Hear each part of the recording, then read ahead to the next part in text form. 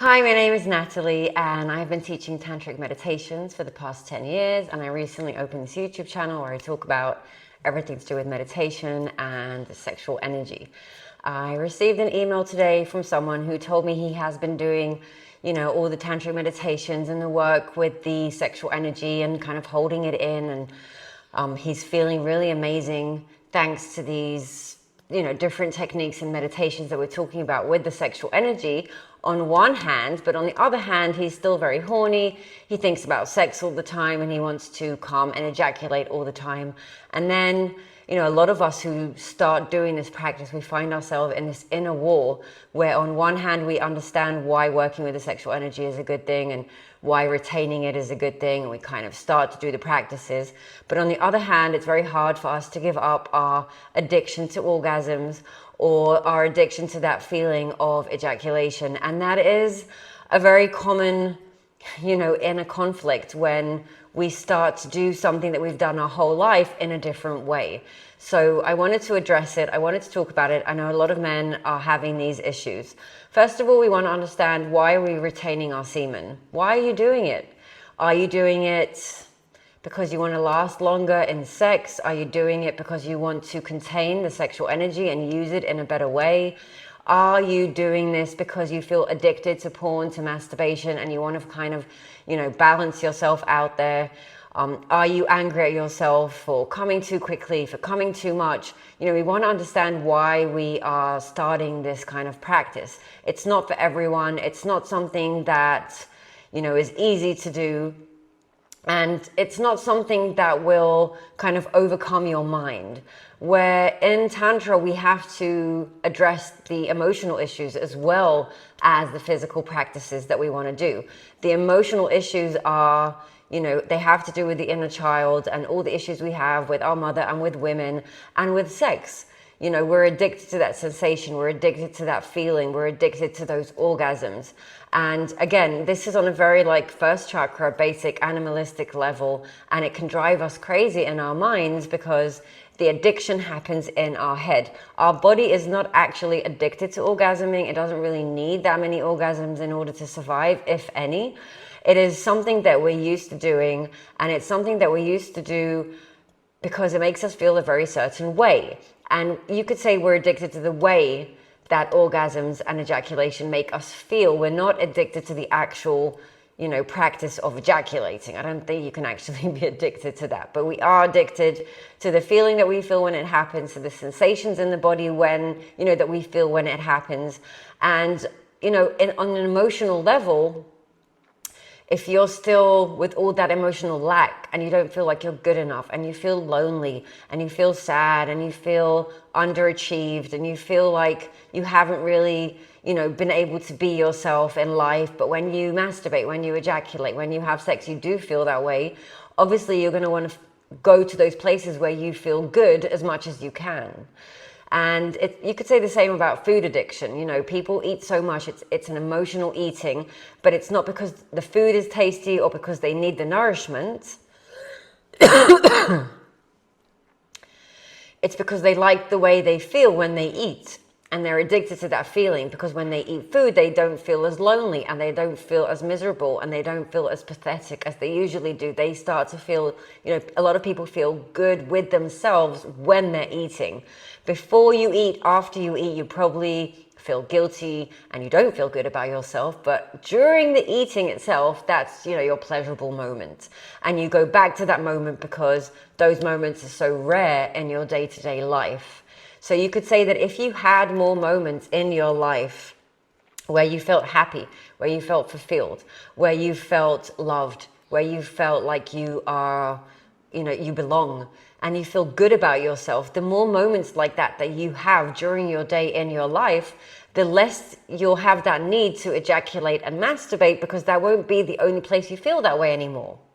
But as long as in sex, or masturbation or ejaculation, as long as in those places you feel best, you feel like you feel amazing, but it's only in those places and you don't have anything else in your life that makes you feel that way, obviously you're going to be addicted to that, which means you're going to want to have it as much as you can and every day. So besides the physical practices of retaining the semen and doing the breath work and bringing up the sexual energy throughout your entire body, we also have to address the mental and the emotional elements and sides to this issue. And we have to understand that in the most general way possible, ejaculating, orgasming, masturbation, these are some of the very few places that a lot of men know how to feel good about themselves, how to feel good with themselves, how to feel good in their body. But because they don't have any other experience like that in their life, this is the only place where they feel that way. So it's very hard for them to give it up. So I would suggest you find other areas in your life where you can feel fulfilled, where you can feel your body, where you can feel good about yourself. And the more experiences like that you have in life, the less you'll be dependent and addicted to the few experiences that you have now where you feel that way, which is probably masturbating. And when you masturbate by yourself and you orgasm and ejaculate, no one's there, you don't owe anything anyone, it's just between you and yourself, and it's probably the best sensation you can ever feel. So we also want to be compassionate to ourselves if we do find that we are addicted to the ejaculation. So it doesn't matter how many times or for how long you've been practicing the tantric masturbation and the meditations, if you don't address this, you'll keep on wanting to orgasm, you'll keep on wanting to come, you'll keep on wanting to ejaculate, and I don't blame you, because it's probably one of the few places in your life where you actually feel good about yourself, where you just feel good. We want to feel good in other areas of our life. We also want to address the emotional blockages and voids that we have inside ourselves, where nothing in life feels good, nothing in life feels like it's worth it. We are not able to reach a good place in life because inside we feel like we're not good enough, we're not lovable, we're never going to succeed in life. And that's probably because the things that our parents told us when we were young, and they are imprinted in our subconscious. So we always have that voice that's telling us we're not good enough. And the stronger that voice is, the more that we want to go to the places where we do feel good enough, which is when we masturbate and ejaculate. So we want to address that voice inside of our head, the emotional blockages that we have that are making us feel bad in our life and are driving us to these ejaculations and orgasms. So it's a lot deeper than, I've been doing the tantric work, but I still want to come. Okay, what about the emotional work? What about the mental work? What's going on inside of you? Have you gone to childhood memories? Have you seen your inner child? Have you met him? Have you figured out, why he's not feeling loved enough? Because he's the issue, and he kind of represents our emotional body. So I've said this before and I'll say it again. Doing the physical tantric practices is amazing, but Tantra is also, it's body, mind, and soul. It's the energetic body, which is the emotional body, and it's the mental mind, which is another body. And we want to bring them, all three of them, into alignment. So doing just the physical work will not be enough. It's a good start. It will bring you to good places. But again, every now and again, just ask yourself, why am I doing this? Why am I retaining my semen? What do you think is going to happen when you retain it? From my perspective, it will help you feel stronger and healthier and more connected and more present and more aware. And it also, the practice of retaining the semen teaches you how to work with the sexual energy in a different way. But every person has their own goal when they approach this tantric work, and you need to figure out why you are doing this and why, what you want to feel by doing it. You need to understand these things and not just do it and hope for the best.